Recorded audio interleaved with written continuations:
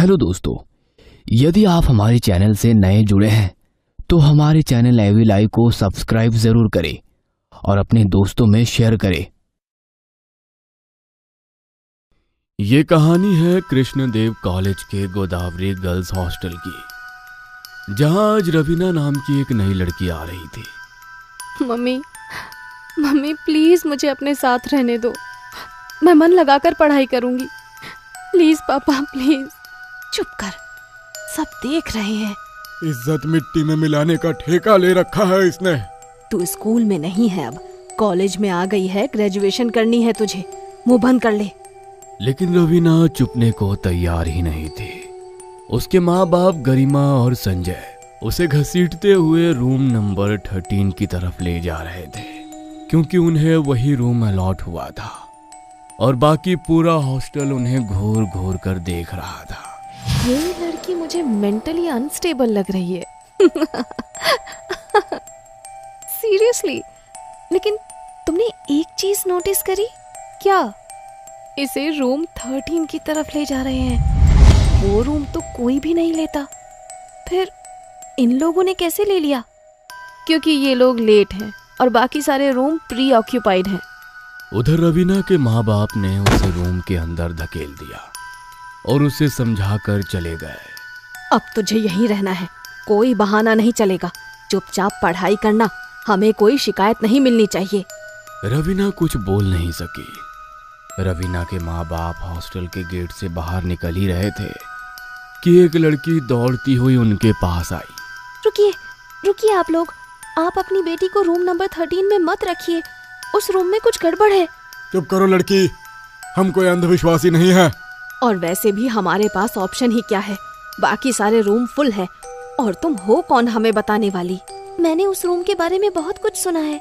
गरिमा और संजय ने एक दूसरे को देखा, फिर बिना कुछ कहे आगे बढ़ गए। उधर रूम नंबर 13 में रवीना बिस्तर पर बैठी अपने हाथों से चेहरा ढके सिसक रही थी। मुझे यहाँ नहीं रहना। क्यों मेरी सुनता कोई नहीं रहना मुझे यहाँ। तभी अचानक दरवाजे पर कोई जोर से नॉक करता है। कौन है?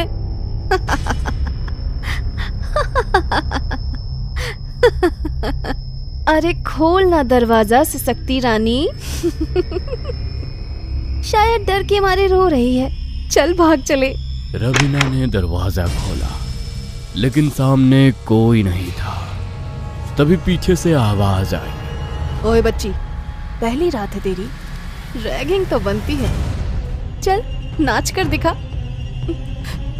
प्लीज, मैं पहले ही बहुत परेशान हूँ, मुझे अकेला छोड़ दीजिए प्लीज।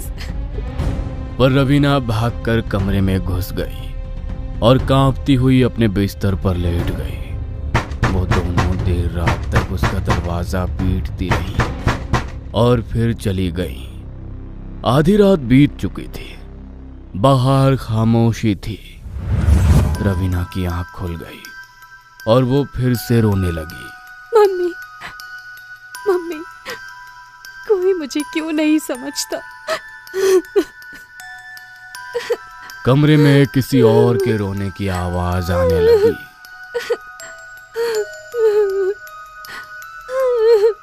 कौन है? फिर से तुम लोग? प्लीज चले जाओ। आवाज एकदम से बढ़ गई। रवीना के कान फटने लगे और अचानक बंद हो गई। रवीना थर थर कांपती हुई लेटी रही और किसी तरह सो गई।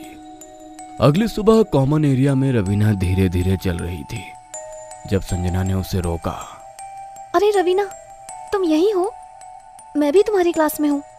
ओह अच्छा, वो तुम्हारा कमरा रूम नंबर 13 वो ठीक नहीं है। क्या बकवास है। प्लीज मेरी बात मानो यार, मैं ऑलरेडी परेशान हूँ। रवीना ने उस समय तो बात टाल दी, लेकिन उसी रात जब रवीना सो रही थी, ये कमरा मेरा है, चले जाओ यहाँ से। कौन है? कौन है? कमरे में कोई नहीं था। तभी एक परछाई बेड के नीचे से निकली और दीवार पर चलने लगी। वो तेजी से कमरे के एक कोने से दूसरे कोने में घूम रही थी। रवीना डर कर दरवाजे की ओर भागी, लेकिन दरवाजा लॉक हो चुका था। खोलो खोलो दरवाजा, कोई है, कोई है। रवीना चिल्लाते चिल्लाते बेहोश हो गई और फिर सुबह जमीन पर पड़ी हुई रवीना की आंखें खुली। वो उठते ही भागी और बाहर आकर अपने पिता को कॉल करी। पापा पापा पापा प्लीज मुझे यहाँ से ले जाइए। यहाँ इस कमरे में कुछ है, लोग सही कह रहे हैं। पापा पापा प्लीज मुझे यहाँ से ले जाइए। पापा आप सुन रहे हैं ना? बस कर अब, वहाँ पढ़ने भेजा है या तुझे नौटंकी करने? पहले ही बोला था ना बहाने नहीं चलेंगे। मैं तेरा इंतजार कर रही थी, तू कहाँ थी? कुछ नहीं, बस ये कमरा छोड़ दो रवीना, वरना मौत से बदतर सजा मिलेगी। क्या? अचानक एक अजीब तरह से संजना ने अपना सिर झुका लिया। उसके सारे बाल उसके चेहरे पर आ गए। संजना तो ठीक है ना? तभी रवीना का फोन बजा। स्क्रीन पर लिखा था संजना कॉलिंग। रवीना ने चौंक कर फोन उठाया तो उधर से संजना बोली, आजा रवीना, मेस चलते हैं। रवीना के पसीने छूट गए। उसने धीरे धीरे सामने बैठी संजना के कंधे पर हाथ रखा। वो सिर उठाती है। सामने जो बैठी थी वो संजना नहीं थी। प्लीज प्लीज मुझे जाने दो, प्लीज प्लीज मुझे जाने दो। मुझे इंसाफ चाहिए।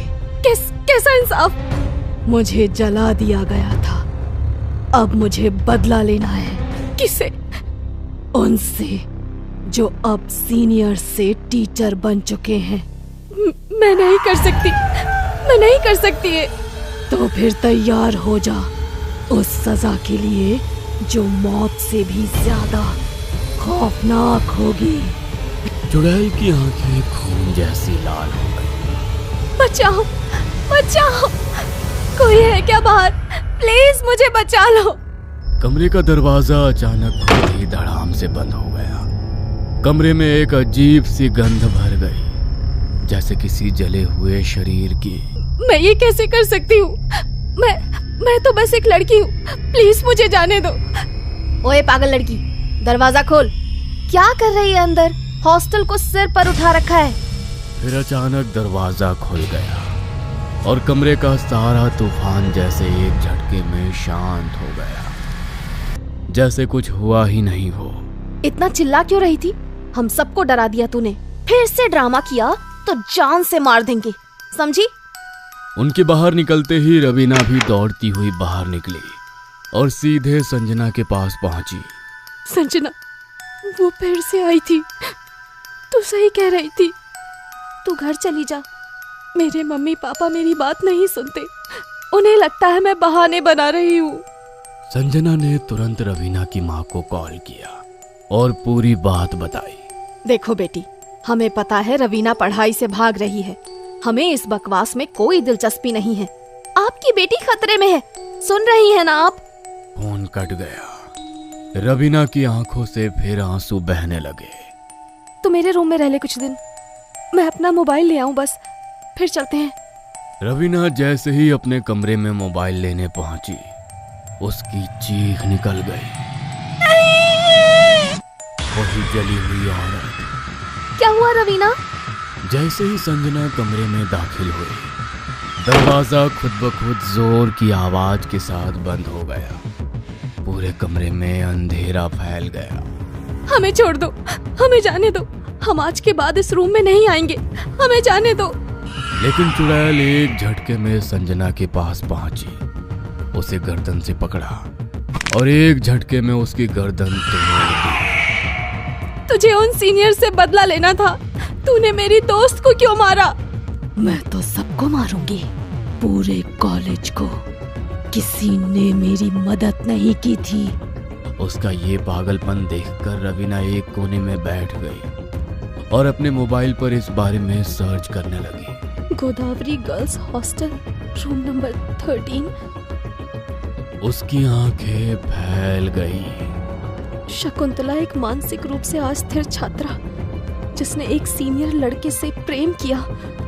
जब उसे रिजेक्ट किया गया, उसने सीनियर लड़के को कमरे में बुलाकर आग लगा दी, पर खुद जलकर मर गई और लड़का बच गया। तुम्हें किसी ने नहीं जलाया, तुमने खुद ये किया था। ये सब तुम्हारी गलती थी। नहीं, वो मुझे बचा सकता था, लेकिन उसने नहीं बचाया। अब सब मरेंगे। रवीना को कुछ समझ नहीं आ रहा था। उसने देखा खिड़की थोड़ी खुली हुई है और खिड़की से छलांग लगा दी। जमीन पर गिरते ही उसकी हड्डियां चटक गईं। आंखों के सामने अंधेरा छा गया। जब होश आया, उसे लगा जैसे उसे स्ट्रेचर पर ऑपरेशन थिएटर में ले जाया जा रहा हो। सामने उसे ऑपरेशन थिएटर दिखा, जिसका नंबर भी 13 था। रवीना की आंखें फिर बंद हो गई, लेकिन जब दोबारा खुली, वो फिर से उसी हॉस्टल के रूम नंबर 13 में थी। नहीं नहीं नहीं, ये कैसे हो सकता है? संजना की लाश वहीं पड़ी थी। अब उसमें से तेज बदबू आ रही थी। रवीना ने मोबाइल उठाया और देखा 1 हफ्ता बीत चुका था। मैं 1 हफ्ते से यहाँ पड़ी हूँ। नहीं नहीं, निकालो मुझे, निकालो। कोई है क्या? कोई तो खोलो ये दरवाजा। आखिरकार एक दिन बाद दरवाजा खुला। बाहर खड़े थे काजल, पूनम और हॉस्टल गार्ड। अरे ये क्या हाल बना रखा है? पगला गई है क्या पूरी? तूने संजना को मार डाला। उसने काजल को नीचे गिराया और लातों से मारने लगी।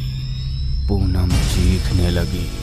तुम सब इसके जिम्मेदार हो, सब। उसने दरवाजा जोर से बंद कर लिया और तभी वही डरावनी चुड़ैल फिर से सामने आई। अब मेरी बारी है। उसने पहले पूनम को गला दबाकर मारा, फिर गार्ड को दीवार से टकराकर उसकी गर्दन तोड़ दी। काजल की आंखों में उंगलियां घुसा दी और जब तीनों मरे, चुड़ैल ने रवीना की ओर देखा। तू अब मेरी है, लेकिन तू जिंदा रहेगी, क्योंकि अब तुझे ही मेरी कहानी आगे बढ़ानी है। कहते हैं आज भी रूम नंबर 13 में रवीना हंसते हुए अपने बाल नोच रही है। हेलो दोस्तों, यदि आप हमारे चैनल से नए जुड़े हैं तो हमारे चैनल एवी लाइव को सब्सक्राइब जरूर करें और अपने दोस्तों में शेयर करें